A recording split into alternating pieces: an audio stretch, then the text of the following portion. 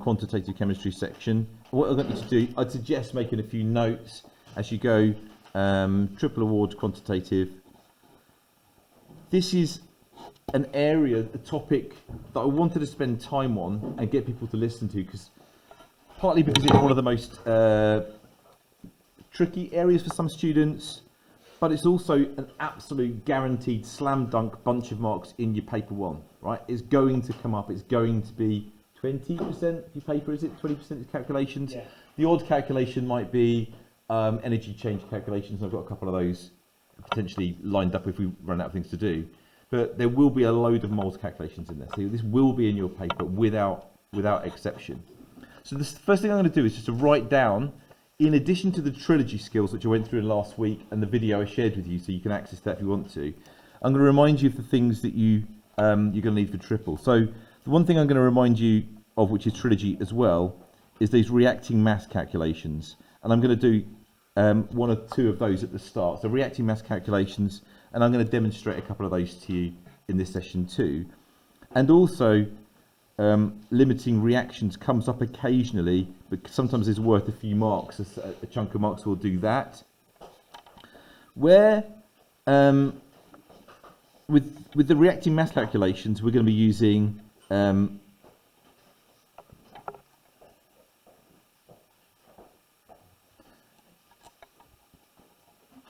the number of moles is equal to mass over mR.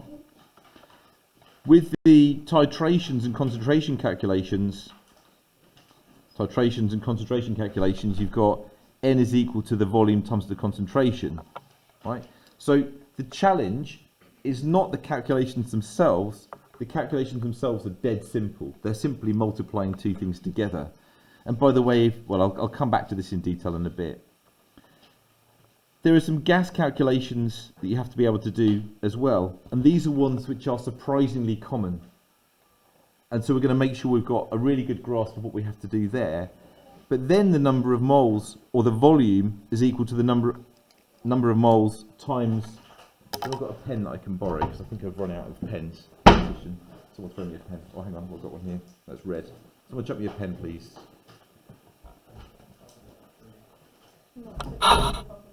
Thank you.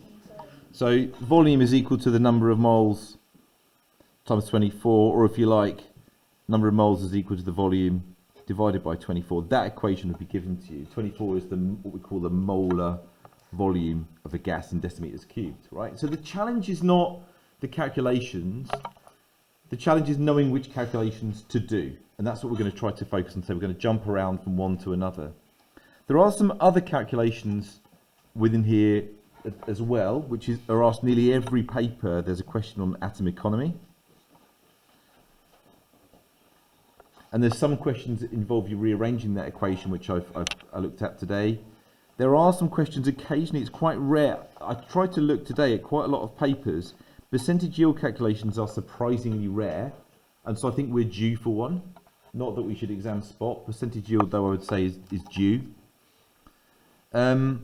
And within titrations, we want to make sure that we can explain and describe what's going on there. So we're going to have a look at that as well.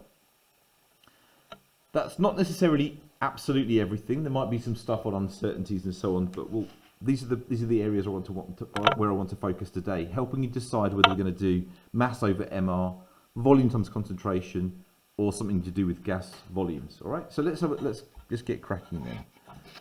So where's my pack of questions? Right, so the first question I'm going to do is question 3 here. Okay, so calcium sulfate. Sulfate is this stuff, SO4 2- is sulfate, right? 8 because there's oxygens with the sulfur. The reason I chose this question is because the mass given to you is kilograms. Whenever we're doing the calculation for mass, we need to use this one, so N is equal to mass over MR. The thing people struggle with or forget to remember is that mass must be in grams because the formula mass is in grams per mole. So we need to have things in grams. So if we're working out the mass of oxygen needed, hopefully you're all very comfortable with the idea that we write out the balanced equation and we write down what we know and need to know underneath. The first thing I'd strongly encourage you to show the examiner is you know the molar ratio. And the molar ratio is just a number in front of the balanced equation, right? In front of the substance in the balanced equation. We're told we've got a certain mass of calcium sulfide and we need to work out the mass of oxygen we need, right? So the mass we always report in grams. This is often an argument I find with students. They go, well, it doesn't matter because I've got to multiply it by 1,000 times by 1,000. But if you're saying to the examiner, there's this many moles, which you will be when setting it out like this, you have to give the mass in grams. The mass of calcium sulfide is 3.5 kilos, which you should be comfortable with. 3.6 times 1,000 is 3,600, right? So 3,600 grams there. Then you have to work out for this using this equation, the formula mass of calcium sulfide, and that will get you a mark. This is a mark for the conversion. It's so easy, this. A mark for the formula mass, and we practiced formula mass last week. The formula mass of calcium sulfide is 40 add 32, which is 72. And then you work out the number of moles, and we get another mark for that by doing 3,600. It's good practice to show the examiner the working out. So 3,600 divided by 72 is 50 moles. So we've got 3 marks potentially already. To work out the moles of oxygen, you times by 2 because it's a 1:2 ratio. Again, I spent more time on this last week, but just a little refresh, recap. And then this is the bit, the next step is the bit that people usually do wrong, okay? To work out the mass of the oxygen, you've got to rearrange this equation. So we do mass is equal to N times mR. And the mR is just the mR of the substance, not multiplied by the number in front, not multiplied by what we call the coefficient. So it's just 100 times 32. So you do 100 times 32 is 3,200, and that's the final answer, assuming I've made no mistakes in there. But that's the method correct, right? So that's the approach you take to doing questions like this one. Really, really common. Every single paper will have one of these somewhere in it, every time. And you'll be doing past papers by now, I imagine. Your paper ones, you'll always get 3 or 4 marks for that. They're guaranteed, slam dunk. You follow that process, you can't go wrong. Sometimes they ask you to get the answer in a certain number of significant figures. Make sure you check you've got that right. So look out for conversions, look out for sig figs, look out for molar ratios, and then the method should be really easy. Okay, I'm going to move on. If you miss anything, you can go back and catch up later. So I had the answers there, I could have checked it. That was right, good. Question 2 then. The reason I want to do question 2 is I want to talk about the fact that percentage yield is covered in question 2. But it's exactly the same question. The first bit of it's the same. So I want you to work out, I want you to do question 2A. I'll pause the video while you do question 2A, and then we'll talk about question 2B and C together. So just like before, folks, we had, so thank you. All right, just like before, we had a mass. This time it was in grams, so we just had to do the 9 divided by 180 to get the moles of glucose, times it by 2. Show the examiner what you're doing. Show them that you're timesing by 2, because you can get a mark just for showing that understanding. And rather than just writing the number 0.1 somewhere, making it clear where that's come from is good. Multiply that by 46, which is the MR of ethanol, gives you 4.6 grams. That's your final answer. But you're told in the next question you've got only 4 grams are actually produced. So the actual yield in grams was 4 grams. So all you have to do for percentage yield is work out what 4 is as a percentage of 4.6 and then times it by 100. You know how to do percentage calculations. And that's 87%. Don't overlook that. I think it's very likely you're going to be asked that in summer. There are, though, these are nearly always followed up by questions about why didn't we get 4.6 grams? Why didn't we get 100% yield? Tell the person next to you why it might be that we don't get 100% yield.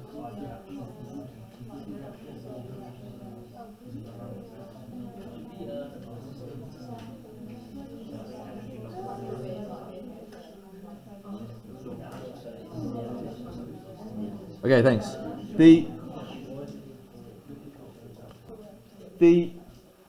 There are a number of possible answers on mark schemes quite commonly, but some of them are the same answer twice. So my preferred two responses to this are side reactions. In other words, it's doing something you don't want it to do, which happens in chemistry in real life quite a lot actually.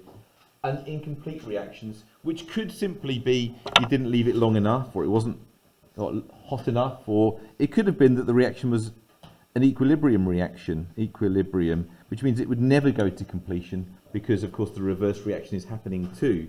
So they're the two answers that I would recommend that you write what I'm putting a ring around there. Okay. All right. So that's percentage yield calculations covered.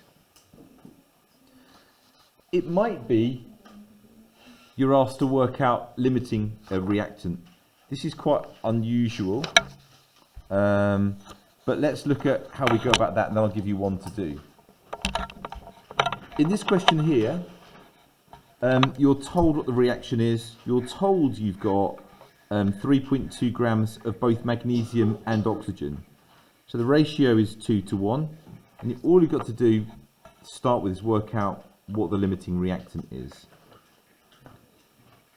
To do that, the first thing to do is, as always with any of these calculations, pick up some easy marks by working out the moles. We can work out the moles by dividing by the MR. The MR is, remember, we ignore the number in front, so it's 24 for magnesium and 32 for oxygen.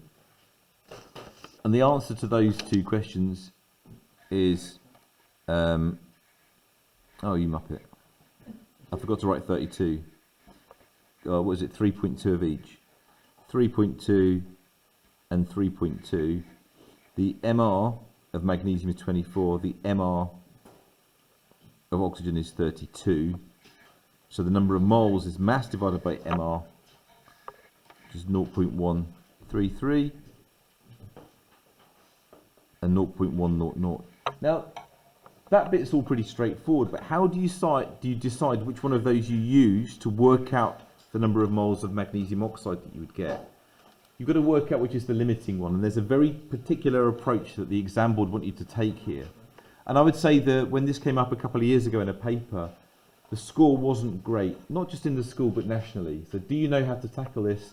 If you don't, this would be a good one. So the way to do it is to work out the number of moles you could get from either of those two scenarios. And I usually set it out like this. So if we've got 0.1 moles of oxygen, we would end up, if that was the limiting, with 0.2 moles of magnesium oxide, because it's a 1 to 2 ratio between oxygen and magnesium oxide. We do the same thing but with the magnesium. That's a 2 to 2 ratio, so it's 0.133 moles you would get if magnesium was the limiting reactant. All you've then got to do is decide which of those is the smaller number, which you could have done when you were in year 3 or probably lower. That's the smaller number, so that was the limiting reactant, and that's the one we use to work out how much magnesium oxide there is. I'm not going to go through the process of working out the mass. You know how to do that, you just times by the MR, right? But that approach to working out the limiting reactant is, I would say, something you put a big fat star next to. Is something that, you know, the top students need to work on, because that's the one that even the top students struggle to get full marks. In order to get as much done as I can in the time I've got allowed, I'm not going to leave that hanging on there anymore. If you want to go back to it, you can pause the video later on, okay? Where that came up was in 2020. Really nice example of a question there. You have to show that aluminium was the limiting reactant using exactly that approach, okay? I think what I'm going to do is I'm going to give you a couple of minutes to have a go at working on that. Away you go. So first of all, I want you to give yourselves credit if you converted the kilograms into grams. So hopefully you've turned that into 1,000 and 3,000. The formula mass of aluminium, we ignore the 2 times, so we just write 27 there.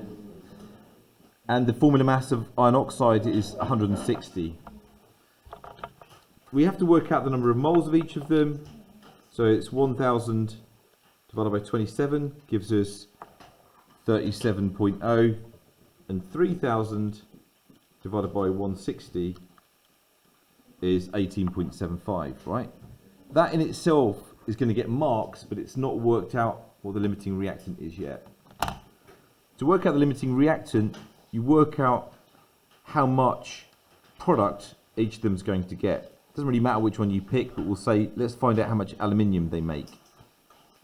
Or aluminium oxide, sorry, that they make. The iron oxide would make 18.75 moles of aluminium oxide. The aluminium, though, because it's a 2 to 1 ratio, so divided by 2, that's 18.5 moles of aluminium oxide. This is a smaller number, so aluminium was the limiting reactant. That's how you go about it, all right? So I'm not even going to ask you how you did. I'm just going to move on. Right, we're going to move on to, yeah. When it tells you aluminium is the limiting reactant, yes, put it in words, absolutely. Yeah, so you say aluminium is the limiting reactant because a smaller number of moles of aluminium oxide could be made from it. That's what I would say. Good question. I think the most likely thing, and I want to do atom economy, and I will do, but you're going to cover that in your revision sessions. But the one area that people struggle with more than any other is knowing which calculation to use. And I think people really struggle as soon as they've got this idea of gases involved. Now, the key idea here is something called Avogadro's law, right? Avogadro worked out that 1 mole, or 1 fixed amount, if you like, of any gas has the same volume, provided the temperature and pressure are the same. All right? It doesn't matter whether it's hydrogen, oxygen, hydrogen sulfide, steam, or whatever. The volume of the gas is the same regardless of what gas it is. That makes these calculations arguably much easier, but for most GCSE and IB students, based on some of the questions I've seen recently, harder actually. So let's do question 8.2 and a few others together. This is the easiest really mark you could possibly imagine, but I promise you lots of people got this wrong because people don't realise how easy it is. You're told that you've got 50 centimetres cubed of hydrogen sulfide. That's hydrogen sulfide. It asks you how much oxygen would react with it. All you have to know is, because the volume is irrelevant, it doesn't matter which gas it is, the volume is the volume of 1 mole is the same. All you've got to do is look at the ratio of hydrogen sulfide to oxygen. So if you've got 50 of that, you'd have 75 of that. So if you had 2 of that, it would be 3 of that. If you had 4 of that, it would be 6 of that. The ratio of 2 to 3 here matches the ratio in volume. So you'd have 50 times 1.5, which is that going to there, is equal to 75. And that's very straightforward, and that skill will potentially get you a mark or 2 in your exam. But there's lots of questions which involve gases, which involve other things as well, such as this sort of question is very common. I've got quite a few of these. So I'm going to work through a question here. You're told you've got iron chloride being made by reacting iron with chlorine. And it asks you the volume of chlorine you need. So we've got to work out the moles of chlorine and then do something with that idea there. All right, so let's just work it through. So just as before, let's set it out like a grid so we can see what's going on. Notice I always fall back on this. It saves you thinking. You can see everything set out in front of you. The molar ratio is 2 to 3 to 2. I'd probably emphasise to myself that that's a gas. So I'm thinking, aha, I've got to use the gas calculation. This is not a gas, and we're told the mass, so I've got to use the mass calculation. We're using 2 of the different moles calculations in this question. I write down everything that I know. I know that we've got 14 grams of iron. The mass of iron is 14 grams. And I know that in any calculation, the thing I work out, if I'm sure what to do next, is work out the number of moles. And I can do that from the mass by dividing by MR, just like we've just been doing. And 14 divided by 56, I'm pretty sure is a quarter. Check that. So 14 divided by 56, so 14 divided by 56 is equal to 0.25. So we've calculated the number of moles of iron used, that's the first mark. Tick. Then we have to work out the moles of chlorine that would react with it. And that's a 2 to 3 ratio. So whatever you do to get from 2 to 3, which is times by 1.5, or if you like, you can divide by 2 times by 3. I'm pretty sure that comes to 0.375, but someone will check for me. That then says calculate the volume needed. The temptation, and I promise you, majority of students would start working out the MR at this point here, because that's what you're so used to doing. It's not asking for that the mass though, it's asking for the volume. And so you've got to use this idea that I've put in a ring here, which is the volume of 1 mole of gas is 24 decimeters cubed. So surely the volume of 0.37 moles of chlorine is that number times 24.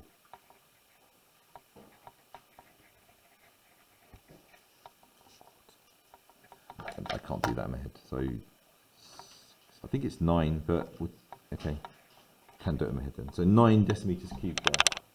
Okay, so all you've got to do for that last step, that's the thing I put in the box there is the thing that catches people out. The temptation to start putting mass calculations in and using MR is overwhelmingly high because that's the thing you've practiced most in class. So avoid that if you can. There's another one that's almost exactly the same. I'll leave that there, so hopefully you can see it. But above it, well, I can't quite get both on the page. The one above it is basically the same question. So do you want to have a go at that question? I'll put the working out of the previous one beneath so that you can see it, hopefully. Can you work on this 6 marker here? That's an absolute ton of marks for a pretty basic question, if you know what you're doing, I would say. So away you go, have a little play with that question, please. Hello. Yeah, there's loads of it, help yourself. So the only ratio that's useful here is the ratio between the first 2 substances.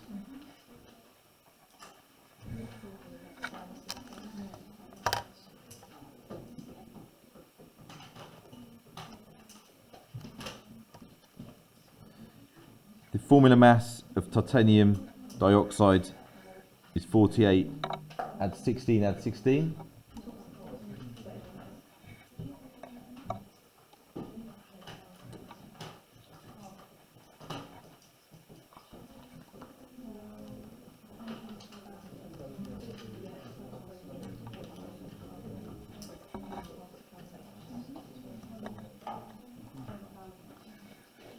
It should be 100,000, it's 100 kilograms, 100,000. So a mark for that, a mark for that, a mark for that. This is so easy, 6 marks on a plate, right?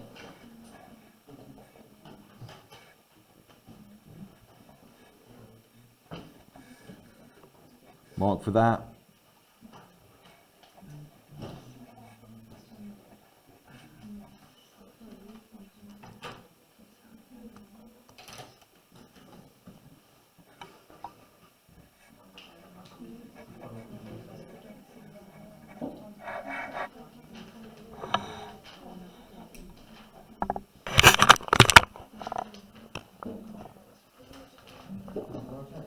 Okay. Again, in light of time, folks, if we don't convert to grams, we lose a mark. Really easy mark to get. We get a mark for working out the MR. We work out the moles of the titanium dioxide multiplied by 2, and then just times that by 24 to get the volume. Again, people will panic here, stick down the MR and start working out the mass. But it's not asking for the mass, it's asking for the volume, so watch out for that. It's a unbelievably easy 6 marks if you know that process, which not everyone does. But then the third way, so there's a load of these I've got. You can just, I'm going to give you 20 seconds to think about this question here, and then we'll move on to titrations. If you've got 20 centimeters cubed of hydrogen, how many centimeters cubed of oxygen would you get? 3, 2, 1. Yeah, it's just 2 to 1 ratio. So you don't have to work out the moles. You can work, all the sixth formers would work out the moles by dividing by 24,000 and then multiplying by 24,000 again. You don't need to do that. It's just a 2 to 1 ratio. It's so easy, 2 to 1. So the volume ratio is the same as the moles ratio. That's the key learning from this little part of it, right? So, next bit, again, same issue as before. You get a question like this, and you go, oh, I'm going to work out the formula maths. I know how to do that. I know that's often worth a mark. So you've got to remember, you've got to use the skill set that you've got. You've got 3 ways of working out moles. You've got to decide which is the one to use. And that's what the marks are for. That's where you're getting the big marks for relatively easy calculations. This one isn't a titration, it's just a concentration calculation. But we'll do it. Oh no, I wasn't going to do that one. I was going to concentrate on this here. I think for the purposes of today, I'm going to say to you, I'd strongly encourage you to make sure you know the method for titration. All that business about using a pipette and a burette, high accuracy, high precision, dropwise addition using a burette, talk about indicators, talk about measuring the initial and final volume, talk about doing repeat values, all that kind of stuff, removing anomalies, getting working out means and all that kind of stuff, right? So we're going to skip that and actually work on the calculation, because that's what we've come here for today. But if you've got a question like this, the student found that 25 centimeters cubed of sodium hydroxide was neutralized by 15 centimeters cubed of the ethane dioic acid solution. Work out the concentration of the sodium hydroxide. There's a lot of information given. There's a lot of information given here. It's 3 marks, but it's absolutely straightforward if you follow, again, the same approach, but using the correct moles equation. So write down the equation. The only bits you actually need are in this case, the reactants. Doesn't ask you anything about the product. So the ratio here, the molar ratio, show the examiner you understand that this reaction a 1 to 2 ratio. Show them you know that. It also helps you to remember. Write down what you know. Please put the numbers in the right place. If you put them in the wrong place, you can lose all of the marks, potentially. So the 25 centimeters cubed, get it written down somewhere down here, underneath the sodium hydroxide ideally, and in centimeters cubed, or if you've been taught to do it in decimeters cubed, I don't mind. Get the volume down. Be really clear what the units are that you're using though. So 25.0, and keep the number of significant figures the same as in the question. You're also told you've got 15 centimeters cubed of the ethane dioic acid, and you've been given the concentration in moles per decimeter cubed, which is 0.0480. So no marks so far, but I'm just setting out the information in a way that's easy to process. Now, those people in my class know that I now shout out, if you're not sure what to do, what is it you work out? And everyone shouts about moles, right? So you just got to work out the moles, and you've just got to know the equation for moles from volumes and concentration. So number of moles is equal to the volume times the concentration. But because the volume here is in centimeters cubed, we need to divide by 1,000. It might be you've been taught to give the volume in decimeters cubed by dividing by 1,000 first. That's fine. I don't mind. But we can easily work out the moles from this by doing 15 times 0.0480 divided by 1,000, and that would come to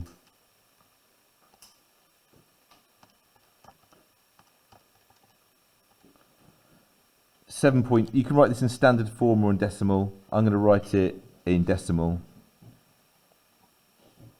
So that's the number of moles of the ethane dioic acid, and I've written it underneath the ethane dioic acid so the examiner knows that's what I'm talking about. In order to work out the concentration of the sodium hydroxide, which is the thing we've been asked to work out, we're going to need to know the number of moles of that, aren't we? And again, we show the examiner we understand that it's a 2 to 1 ratio. We times by 2. Gets us 0.00144 moles, picking up marks, and we've now got 2 marks here. And then I suppose that maybe the trickiest step of all is then working out the concentration. Just a rearrangement of that calculation there. But the concentration is equal to N times 1,000 divided by the volume. Plug in the numbers. If you want to write them in before you work them out, that's probably very sensible. But in shortness, given lack of time now, I'm going to plug the numbers in. And I get 0.0576 moles per decimeter cubed there. Okay. Make sure you write it on the line that's there for the answer, just to help the examiner on the way. Okay. So that's the approach for doing titrations. That you've done 100 times, that you know how to do, but do you know which one to pick? So I will try and leave that there so you can see it, but I'd like you to have a go at question 5.5 now if you can. And I'll give you sort of 5 minutes on this, and then we'll do a few minutes at the end on atom economy if we can, because I think that's something that people forget.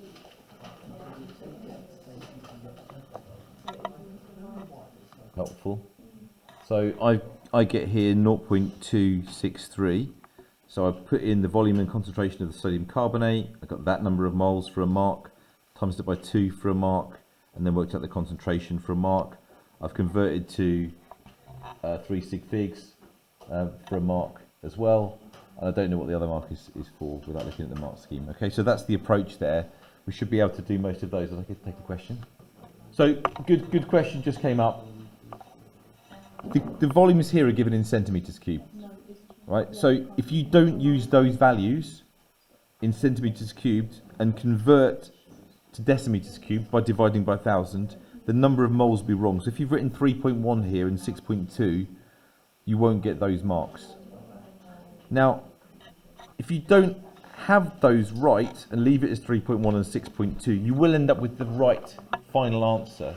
And if you then get all the right, if you get the right answer, you might well get all the marks for getting it right. But there's that risk, isn't there, that you might get the wrong answer, and you therefore lose a mark for not giving the moles correctly. Please get the moles correctly, and that means turning kilograms into grams if we're in mass, or it means turning centimeters cubed into decimeters cubed by dividing by 1,000. If we just do that rather than try and find shortcuts, we're more likely to get full marks and not lose marks. Yeah.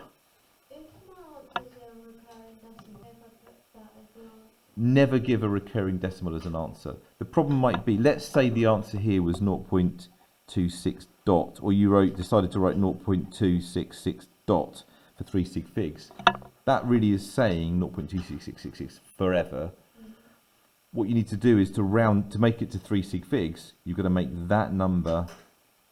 You've got to consider what's to the right of it, yeah, and that's a 6, which is greater than 5, if you like, and so that becomes a 7, so 0.267. Makes sense? Yeah, never give recurring dots in your answer. Okay. There's this bit of a trend as well to give fractional answers. The answers in the exam papers are always decimal answers, so give them into decimal and rounded appropriately would be the way to go. Again, forgive me for rushing through, but I want to do, I've got a few of these, we've got time at the end, we can do some more. I'd like us to do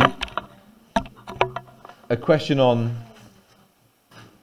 atom economy, if I can find it.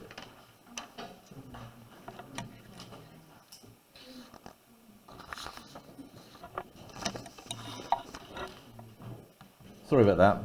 I want to spend time on atom economy. There's a couple of questions on this. I'm going to keep going to 1/2 past. If you need to go, you need to go, but we're going to keep going to 1/2 past. The atom economy and percentage yield, we're daft here. I do this, I'm sure my colleagues do it as well, but we quite often teach them in the same lesson or certainly the same week. And therefore you sort of conflate and muddle those two ideas together. They are different things. Percentage yield, what we did earlier on, is how does what you actually got compared with what you should have got. And just like in a test, if you got 42 out of 60, you do 42 divided by 60 equals times by 1,000, that's your percentage, right? Atom economy is this kind of strange theoretical idea. It's got nothing to do with any practical work. All it is is a theoretical way of working out how much of your product by mass, or products by mass, is what you wanted to get. So a guy invented this a few years ago, and he decided it was a useful way of simplifying, working out whether a process is efficient in terms of waste, really. And so it's now all over the GCSE specs. It's quite an easy skill to do, but you need to know how to do it. It can be worth quite a number of marks, and it can be in two different ways. So I'll show you two ways of doing it. So we're asked about the production of silver iodide. That's the thing they're trying to make here. That's the interesting desired product. So what you have to do is to work out the mass of all of the products. When I say mass, I mean formula mass.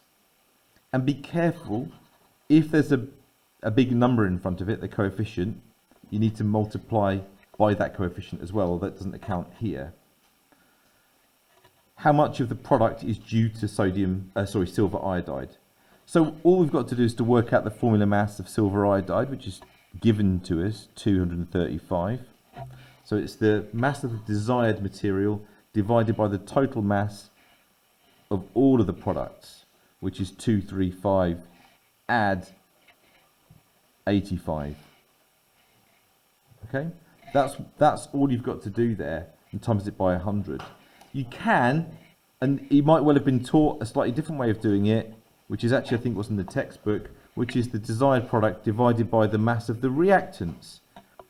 And that is 170 add 150. Now, you all hopefully know the law of conservation of mass, which is that the mass of the reactants must equal the mass of the products.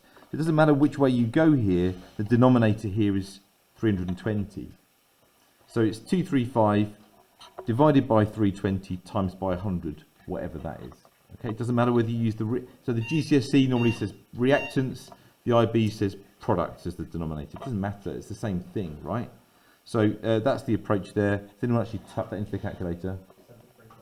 73.4. And assuming that that's been rounded correctly, you'd get a mark for rounding to 3 sig figs correctly there. Okay. Why is that important? It's all about minimizing waste. Minimize waste. Just saying things like saves money probably wouldn't get you a mark there. Okay.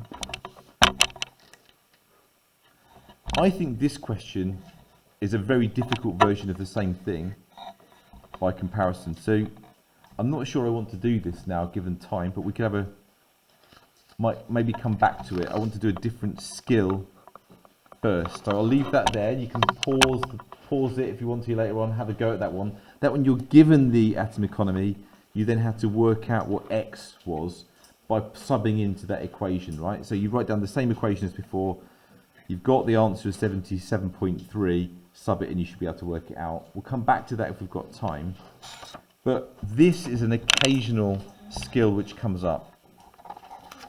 This is not in the, I don't think, covered in the textbook, but it is covered in the syllabus, right? So this is one where you are told that you've got a word equation, which is iron and chlorine going to iron chloride. There are a couple of possibilities for balanced equation here. It could be iron plus chlorine goes to iron chloride, or it could be iron plus chlorine goes to this form of iron chloride. You don't know which one it is, and there could be others that we don't know about. So there could be in a 1-to-1 ratio or a 2-to-3 ratio. We don't know without doing some calculations.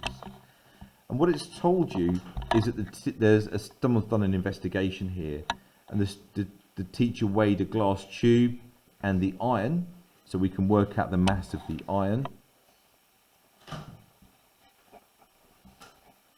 The mass of iron in grams is that number take away that number, so 56.04 take away 51.56.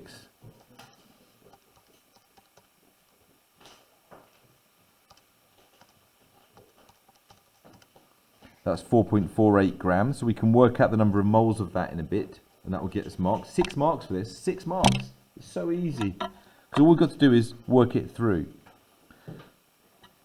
This is where it's difficult, this question. The teacher worked out the mass of the glass tube and the iron chloride. So we can work out the mass of the iron chloride. We don't know the formula of it, so I'm just going to call it iron chloride in words, is equal to 64.56 take away 51.56. If anyone's done that, quickly shout it out. Well, that's easy, isn't it? It's 13 grams. But in order to work out the ratio of iron atoms to chlorine atoms, we've got to work out how much of this iron chloride is due to chlorine. All right. So surely, if the mass of iron chloride is 13 grams, the mass of chlorine atoms is 13 take away 4.48. Because that iron chloride is made of iron and chlorine, we know that the iron chloride is 13. We know that the mass of the iron as part of that is 4.48. One take away the other. I think this question is harder than I intended it to be. That's fine, we'll get there. 8.52 grams. The number of moles of chlorine atoms, though, is just like we've got mass here, so just like before we do mass divided by MR, so 8.52 divided by the mass of chlorine atoms. I'm concentrating on atoms rather than Cl2 chlorine, because it's what it's telling us to do. So what's the answer? What we're doing here, moles equals mass over MR, 35.5. So the formula mass of a chlorine atom is 35.5. So 8.52 divided by the formula mass of chlorine atoms is 0.24, thank you. And so we've got one bit of it. We need to know the moles of iron as well. So we do 4.48 divided by 56.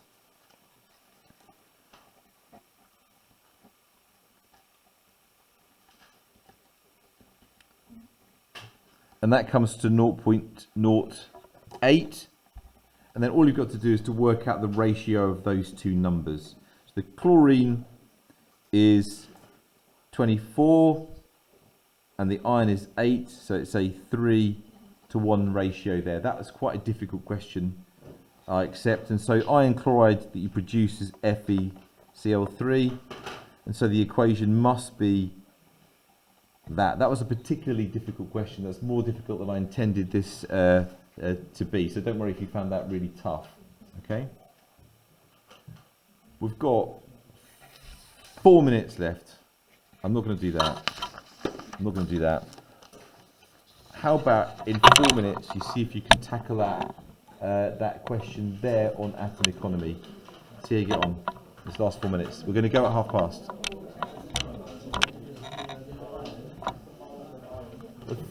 Thank Louis for doing the question while we're working it out. All you got to do is plug the numbers into the percentage atom economy calculation. Out spits an answer eventually, but I've not got time to go through that now, and my apologies. Okay, I'll leave that there, you can check it later.